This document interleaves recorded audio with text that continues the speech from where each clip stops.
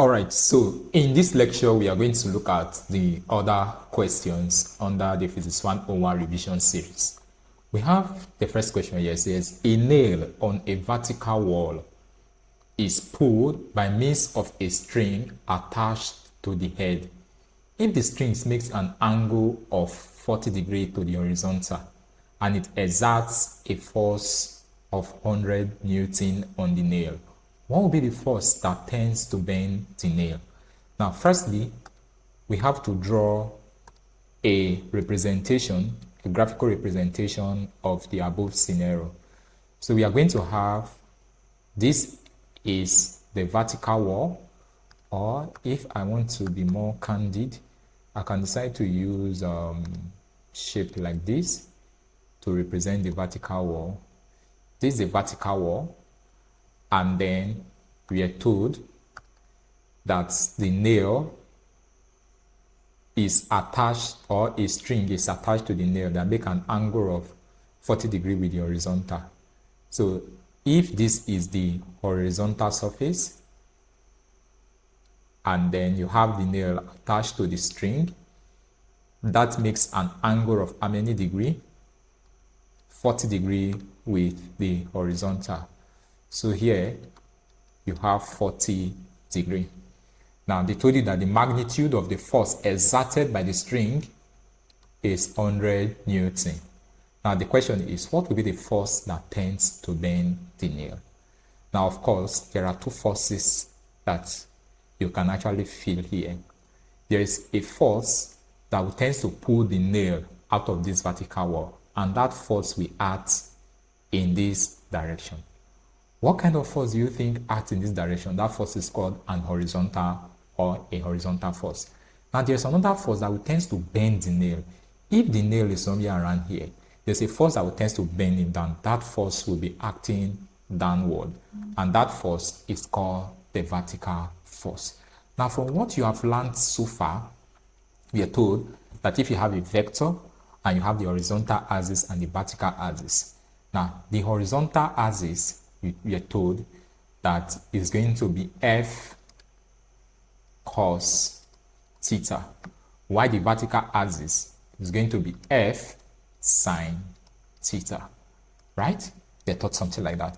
That if you have two forces that is acting diagonally, that force will have the horizontal axis and it will also have the vertical axis. If you resolve these vectors, you are going to have F cos theta, and you're also going to have F sine theta.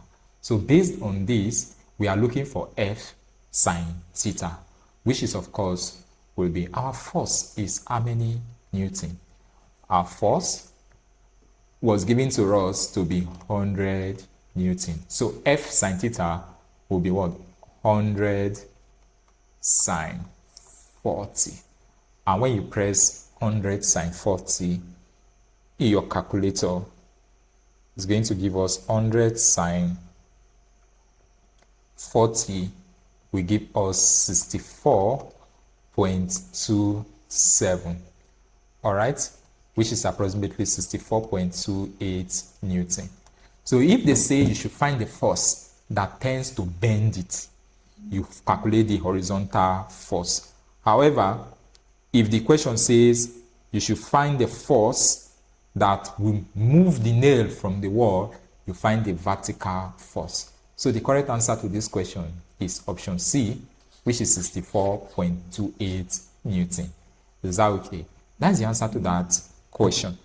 All right, let us see the next question briefly. So we are going to erase all this from the screen and go to the next slide. The next slide says, okay, this is it. You drop an egg from rest with no air resistance. As it falls, what do you think happened? As the egg falls, its kinetic energy is conserved, its potential energy is conserved, and we know that kinetic energy plus potential energy gives us mechanical energy. So we can say that the total mechanical energy is conserved, but the momentum is not conserved. So the correct answer is D. As the egg formed from rest with no air resistance, the total momentum is not conserved. However, The kinetic energy is conserved, the potential energy is conserved, and the mechanical energy will definitely be conserved, because we said mechanical energy is the sum total of all potential plus kinetic energy. Next question. A 90 kg cannon fires 100 kg shell. Now, from Newton's third law of motion, to every action, there is an equal and opposite reaction. Said a 90 kg cannon fires 100 kg shell with a muzzle velocity of 7.5 meter per second. Calculate the recoil velocity of the cannon relative to the ground. Now, from Newton's third law of motion, to every action, there is an equal but opposite reaction. So F is equals to negative F. All right? In the same way, mass times velocity, the momentum, is negative what? Mass times velocity. So M1 V1 is negative M2 V2. Is that okay? So we need to calculate the muzzle velocity. A 90 kg cannon. So we can say M1, which is the mass of the cannon, is 90 kg. Now, fires 100 kg shell with a muzzle velocity of 7.5 meter per second. So the velocity is 7.5, which is V1 meter per second. All right? Now, the velocity, okay, they say a 90 kg cannon fires 100 kg shell with a muzzle velocity of 7.5 meter per second. Calculate the recoil velocity of the cannon. Okay, you are calculating for the recoil velocity of the cannon. So the V1 is the one that is unknown. M2 is 100 kg, and then V2 7.5 meter per second. So let us calculate using this formula. The formula says M1 V1 is equal to M2 V2. So 90 kg times V1. Forget about the negative. Just tell it that there's an equal but opposite reaction. M2 is what? 100 kg. Okay, 100 times 7.5. So 90 V1 is equals to 75. Is that okay? It's equals to 75. Are you sure? Or 750. So divide both sides by 90. This cancel this. Would be equals to 750 divided by 90, which is V1 equals to 8.33 meter per second. So our V1 is equals to 8.33 meter per second, which is option A. Is that okay? So that's the answer to this question. Is that okay? All right. Let us see the next question. If a mass of 0.5 kg is dropped from a height of 30 meters, determine the potential energy. What's the formula for potential energy? Potential energy is mgh. So we can say potential energy, the mass 0.5, g is 10, h is 30. 0.5 times 10 times 30, which is the potential energy in this case is 150 joule. So the correct answer to this question is option C, 150 joule. Let's see the next. A 50-gram bullet at 200 meters per second strikes and is absorbed by a 70 kg object. Find the speed with which the object moves off. Now, from Newton's laws of laws of momentum states that the total momentum before is equals to the total momentum after. Now, if the two body, or if the 75 kg object absorb the bullet, it means that the 75 kg object and the bullet moves with the same velocity. So the momentum after collision will be m1 plus m2. That is, their mass will be the same, but they are going to move with the same velocity. That is why the velocity is the same v, but their masses will be added together. All right. So your m1 in this case now is the mass of the bullet. So we are going to write it down. m1, 50 gram. v1, it's moving at a velocity of 200 meters per second. Then m2, mass of the object is 75 kg. v2, now the object must definitely be at rest, so it's 0 meter per second. So when you solve this, it's going to give us 15 m1 times 200 plus m2 75 times v2 0 is equals to 15 plus 75 times v, which is the final velocity, or the velocity with which both of them move off. All right, so that at the end of the day you have 15 times 200, which will give us 3000. Now this 15 you see is in gram. You must convert it to kilogram. So to convert this to kilogram, divide by 1000. So it becomes the total answer you get here divided by 1000, which will give us, because this will cancel this will cancel this. 15 times 2, 30, divided by 10 is 3. So we'll have 3 is equals to, now this 15 must convert it so to kilogram, because the mass of the object is in kilogram. So converting this 15 to kilogram will give us 0. To be 15 divided by 1000, 0.015 kilogram. It will give us 0.015. So add this plus 75, which will give us 75.015 V. So divide both sides by 75.015. Divide both sides by 75.015. This cancel this. Your V,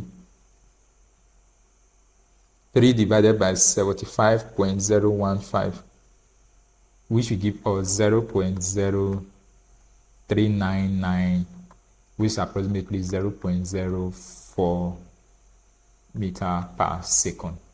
So the correct answer to this question, 0.04 meter per second. It's kind of very easy, right? Let's see the next one. High-speed photography reveals that when a bat strikes a baseball, a typical collision time is about 3 meter times 3 milliseconds.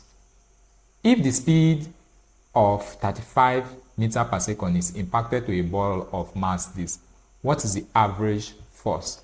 Now from Newton's third law of motion, F is equals to ma, which will be equals to what? M bracket what? V minus U over T. So the force is equals to, the mass is how many? Was given as 0.16. The initial velocity was 35, and the final velocity was 35 meters per second. Initial will be 0, have 35 minus 0. The time, 3 milliseconds. 3 milliseconds, 0.03 seconds. Because if you have time of 3 milliseconds, it's more like 3 divided by 1000. And 3 divided by 1000 is supposed to be 0.003. 0.003. So F would be equals to 0.16 times 35 divided by 0.003, which will give us 1866.66 Newton. F will be equals to 1867 approximately Newton. And that makes option C the correct answer. All right? That is the answer to that question. Let's see the next question.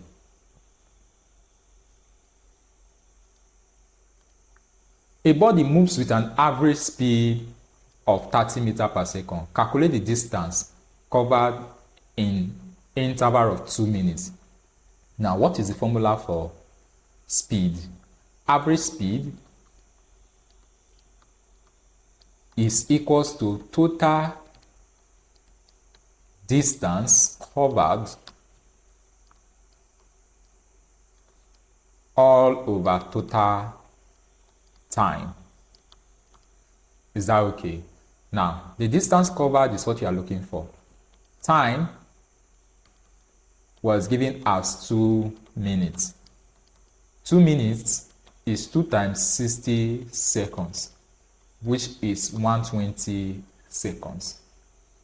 Now, the speed is 30 meters per second. So speed will be distance over time. So distance will be what? Speed times time. Now, my dear student, in this question, the speed was 30 meters per second.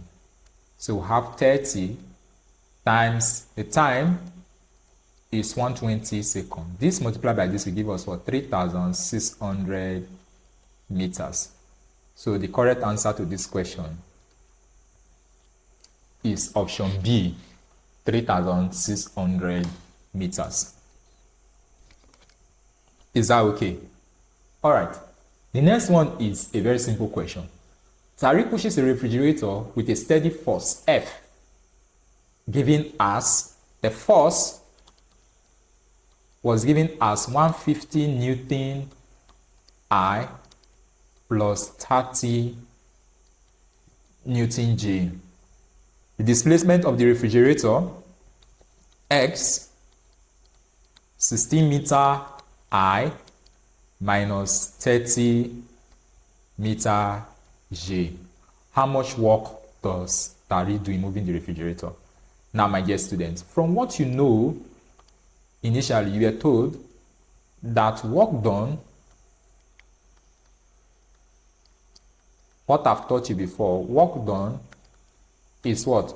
F dot X, which is the scalar product of F and X, which is equal to what?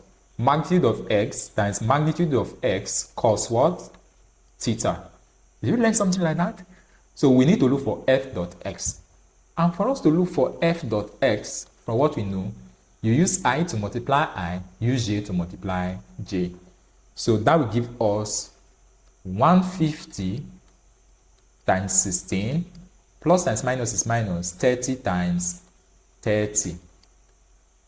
Because we know J dot J will give us 1, I dot I will give us 1. So that will give us 150 times 16, which is F dot X will be 2,400 minus 30 times 30 will give us 900. And that will give us 1,500 joules.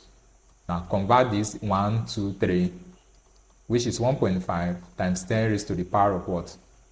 3 joules. All right? That would be the correct answer to this question.